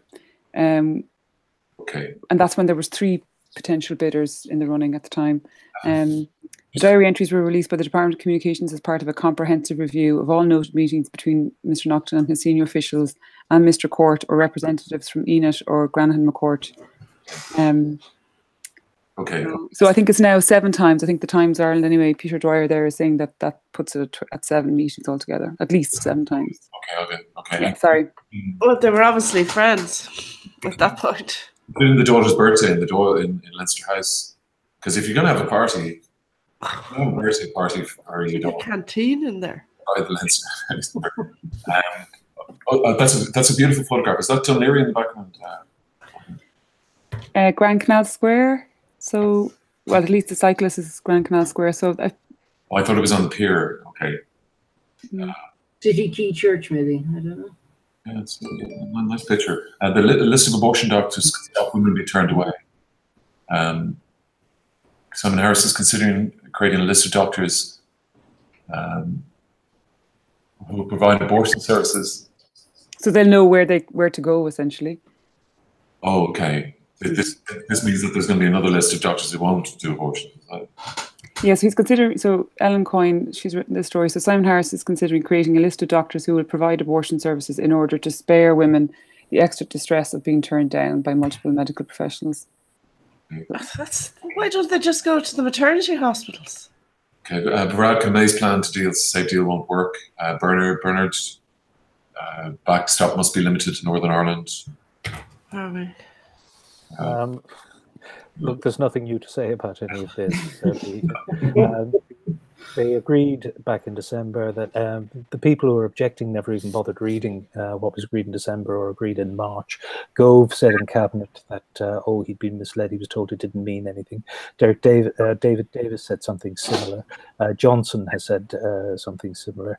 There's a complete and utter indifference amongst these as Brexiteer ultras to Northern Ireland, and they're aided and abetted by the DUP, who don't even represent the majority of people in Northern Ireland anymore. These aren't normal times. No, they're not. But okay. Moving on to the Irish Examiner, Dermot, has that come in? Yeah. Okay, that's Judge Brett test teens before discos. Oh, for God's sake. Love to be doing. Teens should be randomly breath tested prior to discos, and parents should be made sign up to a parental responsibility charter. Judge James McNulty. One of the reasons younger people are supposedly drinking less is that drugs are actually cheaper and there's less of a social stigma. Yeah, try getting weed in Dublin, Bernard. Not that you would, not that I would. Hypothetically, I'm sure it would be a nightmare. Burglar turned himself in after crime call. He saw himself and just realised they've got me. Families preyed upon by vulture funds. Yeah, I can tell you all about that. Well, we'll come to you, Vanessa, in a second on that. Cops defendant had active role in stadium violence. Okay, that's the Liverpool fan who was murdered.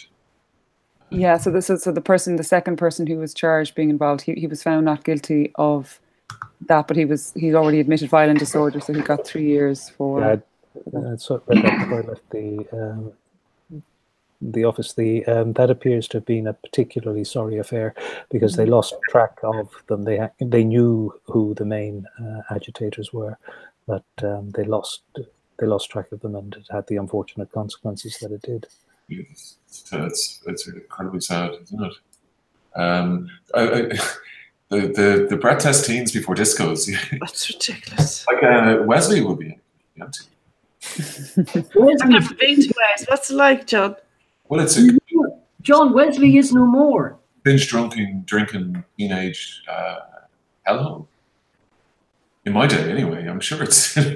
Sorry, Kevin. Wesley's wound up. They don't do it anymore. It's finished. Is it? Yeah, gone. About 2-3 years. Oh, Wesley's gone, is it? Wesley's gone, kaput. Yeah. Okay. All right. Okay. Well, that's probably just as well. Anyway, good morning. It would have closed if they had to do the breath test thing. But where do the teenagers go now, Kevin? Spoken by an old Wesleyan. That's horrific. There's plenty other places they go to. Well, it's, far from me being a prune, like, you know, but I think you have to be over 18 to drink. So, like, in all fairness. Oh, is the Grove still going, Bernard? The Grove? How would I know? I live in London. I know, but But I know what you're referring to, and always it had to be Stairway to Heaven at the Last Dance. You're talking about St. Paul's in Raheny, and the lads of St. Paul's and the girls of Manor House, and you'd have the people down at Mount Temple looking down on both of them as they do something much more hipster before hipster was ever even invented. They've reinvented hipster now as well, Bernard.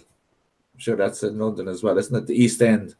Hipster. Well, Shoreditch and Dalston and all that. Yeah, it's they've now become thoroughly and utterly sort of gentrified, and they still haven't discovered crockery. They still try to serve you food on plates of slate or wood. And deconstructed bolognese. You get your fish out and leave. Yeah, deconstructed spaghetti bolognese in a jar. All that still happens. Yeah, I want to deconstruct bolognese in a jar.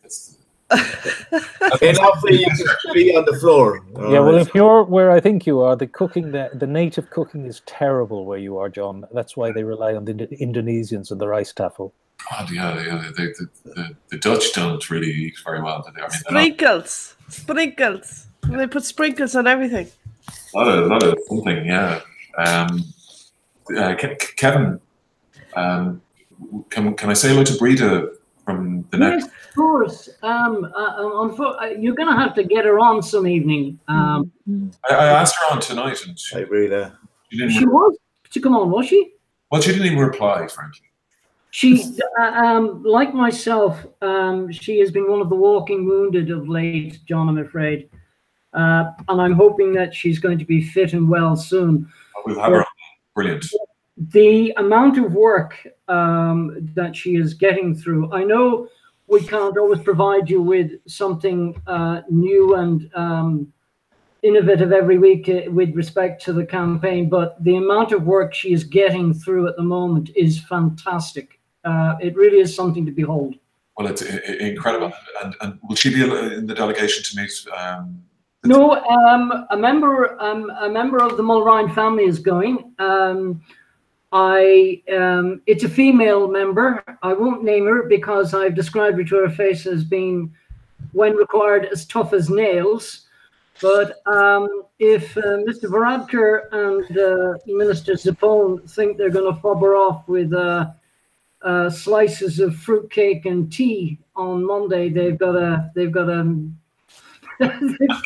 Kevin, a big surprise coming. Kevin, what they're going to say, they're just going to say, exhume the bodies, or exhume this grave now. Yeah, they will be saying that again, but they will be saying it in a way that is perhaps more pronounced than it has been in the past. We are going to be a little innovative in this respect, John.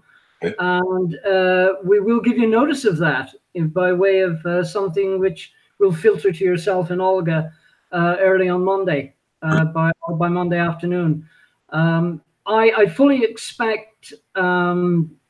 Varadkar to get a wake-up call on Monday. We won't be the only people represented there, but he will get a wake-up call. I'm quite sure of that. Okay, and Minister Sapone as well. And well, Minister Sapone is, becomes more irrelevant by the day, I'm afraid. Okay, so no wake-up call for her. Dermot, are there any questions from the chat pit? No, there was someone speaking about a personal experience. I think Vanessa was going to cover it. Ron Tullier. Yeah. Tullier. Oh yeah. Okay. Yeah, I asked him, was it okay to say it? The chap, his mum was in Castle Pollard. Oh, okay. And lost a son. Son was stolen, and she subsequently died before there was redress. So I just thought, because you knew the guy, or you know each other. That's wonderful. Olga, just on the Disclosures Tribunal, how have you thought? What have you thought of the coverage of it since it came out? It came out last Thursday. Well, I suppose it was overshadowed to a large extent because of Denis Naughton's resignation. So it probably didn't get the kind of impactful. Yeah, then it might have. No, it was on the front pages of all the papers. I guess they could do what they could do. But I mean, even yesterday when the statements were made in the Dáil, there was very few people in the Dáil. Yeah, when Charlie Flanagan was speaking. Yeah, and I don't think that was really particularly covered. I mean, everyone covered the fact that he had said yesterday morning he had he had spoken to Morris and had apologised on behalf of the state. But yeah, I mean, I suppose, but I don't think it was going to be anything else because, while the judge didn't find that any journalists acted badly, they didn't really kind of cover the details of the tribunal during the tribunal. So I think the coverage was always going to be a bit funny, because you had people who were reporting on Charlie Flanagan saying sorry, who themselves wouldn't tell Judge Charlton anything. Yeah. So it was just a bit of. And they were writing about the tribunal, those same people. Yeah, exactly. So, even though it should be said that Charlton did say that a lot of the people who did, some of the people who had invoked privilege probably didn't have anything necessary to tell the tribunal, but it was just more the fact that they didn't cooperate. Was frustrating because I think that was an overall theme of his whole report. Was he was frustrated on every level, from the Tusla, with Tusla, with the Gardaí, and with the media. Across the board. He at the same time he also gave an awful lot of people the use of benefit of the doubt. I thought he did. I mean, to be fair, he was told to walk in a lot of lies, but somebody said on the Twitter, kind of believed a lot of them, Yeah. Or in terms of when there was completely opposite evidence given, he kind of just didn't go there, and then I suppose he worked within the terms of reference. So if there was something that he didn't have to resolve, well, then he didn't. He parked it. Yeah. You could argue that's fair enough for him. There were also anomalies, like Legal Coffee Drinker stated that Taylor got excoriated by Charlton, but Callanan not so much. And yet Callanan was head of the force. Taylor is a lackey. I know that Charlton says he wasn't under orders, but he's a lackey. Yeah, but you also had the head of the Department of Justice. He's very ranks below Callanan. Yeah, but I think that and you're right, he did. I think though for Charlton, it was because of what he found Taylor did, which was he told a load of lies. He went to the High Court. He didn't see it through, and that there was maybe not worse, but there was more to criticize him for, if you like. Even though some might argue that going around telling people that. Well, it was almost like he was saying that Taylor was a bad influence on Callanan, which is just it's just completely ridiculous, and a joke. I have to say, there was one thing that concerned me. I'm not too sure that anybody's aware of it, that Charlton was a prosecuting barrister in cases where Callanan was a witness, and I know the conflict of interest thing in Ireland is a very delicate subject, but I think these kind of conflicts of interest, surely we can find judges who have not worked with these people. Not with barristers, John, honestly. I've thought about this before. They will say, and Kevin will say the same, because you would have briefed barristers over the years. They are guns for hire. And they will be engaged. They will be briefed by a solicitor for a certain case. And the following day, they could be completely arguing against the same. Yeah, okay. I don't really want to get into it, and I am familiar with all those arguments. I'm just sort of saying that we're a small country, but my God, we're not that small. But we have anyway. It's a small word. But Olga, I think maybe we'll hold it off to next week. Yeah. We'll thrash it out. Yeah. Because I've read it, so I mean, I'm got to share my knowledge. The program in itself, like 400 pages there, it needs to be bisected in a good way, and seeing as the rest of the mainstream media isn't going near it, and it does affect the whole establishment, really, from the guards to TUSLA to the media and the government. It doesn't get any more serious. So you can understand why the cover-up would be from the establishment. Well, it's a strange kind of indication. So it needs to be given a good bit of time, I think, from your perspective, defo. Bernard, were you following it there in London, this tribunal? Well, I was, and we would generally give an update in the paper in our roundup of the week. But yes, we were following it. Sorry, can I ask where you were getting your information from? Twitter, Olga Cronin, one particular source, I think proved to be the best of the sources, and places like Broadsheet, but also I think some of your rivals as well. Absolutely. Thanks, Bernard. So we'll do a special. And Bernard, it'd be fantastic to have you on. I hope you'll come back very soon. My pleasure. And maybe we'll do a special London show. We'll put together all the guests that should have been on the. A Brexit show, I think, is needed there, Bernard.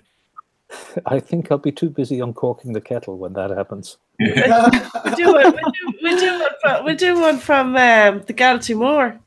That's been gone since 2008. All right. What else is still there? The Holloway Tavern, the Cock Tavern in the Holloway Road. A lot of them are gone. They're now South American revivalist places. I mean, the National and other. It's like seeing ebbs and flows. And if a day goes by that I don't hear about the Galtymore, I'd be particularly happy. Come here. Stop it. Come here. What was the place Vincent Parry used to have? We used to always go over at Easter. He had quite a few. I mean, you're talking about the Mean Fiddler in Harleston. Mean Fiddler. But there's always been Irish clubs there. I mean, Tom Jones got his first break there in the early 60s. But there was but that was the Mean Fiddler. But he also had the Jazz Cafe, and he had several. He's gone back to one of his first places now. It's just in Ladbroke Grove. It's a kind of underground crypt or head warehouse in one of the arches. He gets a lot of bands, a lot of West Indian, but he also has a jazz and blues place up in Hammersmith as well. So he's never really been able to leave it behind him, despite having lost a fortune. He's back, and he organised the Liverpool Fla during the summer. So he's still got a few gigs going. Well, that's what we should do. We should do a Broadsheet Fla from London.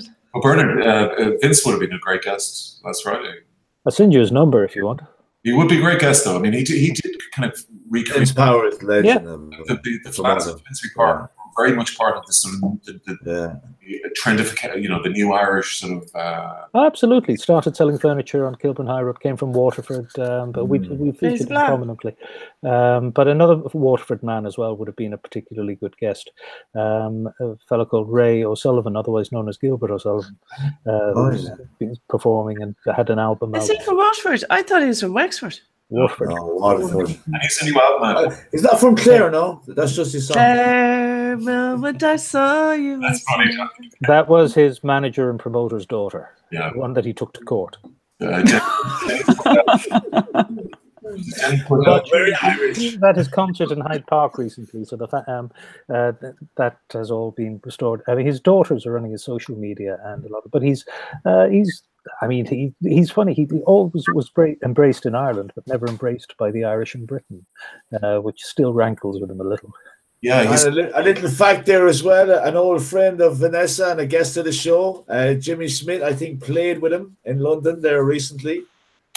Jimmy. Yeah, Jimmy. Well, we won't discuss Jimmy because we'll discuss him next week. Hopefully, we'll maybe have Jimmy on because he's been a little bit poorly recently. So we'll hopefully have him on. And Kevin, I want to thank you very much. I know that you haven't been 100% health-wise, but we wish you the best. And we're all thinking of you, and we think about you a lot. Myself and Og, we always talk about you, and Johnny too. And so we'll hopefully have you on maybe next week, and maybe bring Breda on. Well, yes, and indeed, we will report back to you on whatever happens with the Minister and the Taoiseach. Brilliant. Okay. That's a big news day. We should inform the mainstream that there's a big news day coming up on Monday. They have 4 days to prepare, and we'll definitely be covering it because BS is back. Look, you must know that if you want to get a story into the mainstream media, give it to them on Sunday. There's nothing happening. Sunday for Mondays, you can fly any flag up the post. By the way, I just want to encourage everybody to gang up on Olga and convince her that she should turn her Disclosures experience into a book, because I think it would be outstanding. Yeah, absolutely. Yeah. Here. Thank you, Kevin. In time for Christmas. I say it's already written. It's just a matter of binding it together. Well, I'd look forward to it, certainly. Absolutely. Thanks so kind of you, Kevin. Thank you. We could have the launch over there in London.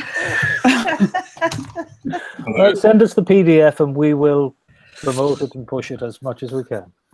A Disclosures tour. There's over 100,000 words we've done on the tribunal, so wow. We'll have to narrow it down to, I don't know, what is a book, about 40,000 words, 45,000 words? Okay, well, we'll talk about that. We will. Let's get it done. Brilliant. Olga Cronin. Before Max Gifford again. Oh, sorry. Dermot Bowen, last word from Mission Control. Dermot. You like this? This mic is off. Not much to say except good night. Okay, good night. Dermot, thank you so much for your Great. Your brilliant control of the Starship Enterprise. That's incredible. It does. So are you going to make Roll It Dermot a catchphrase yet? Yeah, roll it there, Dermot. We'll also up there, Colette. For medicinal purposes, it's just. And Dermot. Yes. Yeah, thank you for your cooperation tonight. No problem. My pleasure, John. You're like a machine. There's no waves, nothing good. That's great. Okay, Johnny Keenan, thanks so much for joining us. We'll see you next Thursday. Kevin Higgins, thank you very much for joining us again from Galway. Olga Cronin from Broadsheet, thank you very much for joining us. Bernard Purcell, editor of the Irish World, which is available online. And if you're living in Britain, it's the family paper to get. So how much is it, Bernard? It's £1.50, but it's cheaper if you buy the Pocket Mags digital version, which comes out slightly earlier on the Tuesday. You can read it on your phone or tablet, but it's £1.50. £1.50. It's a value for that. A glass of warm bitter. You probably. It's £5 for a pint over here these days. Okay. I'm an 80s emigre. We're all breaking up. Vanessa, foreign subject. Hi, everyone. And, for me, John Preposterous Ryan, thank you very much. We hope to see you on the site tomorrow. Thank you again for all our guests tonight, and see you here next week or on the site tomorrow. Thank you so much. Good night, everyone.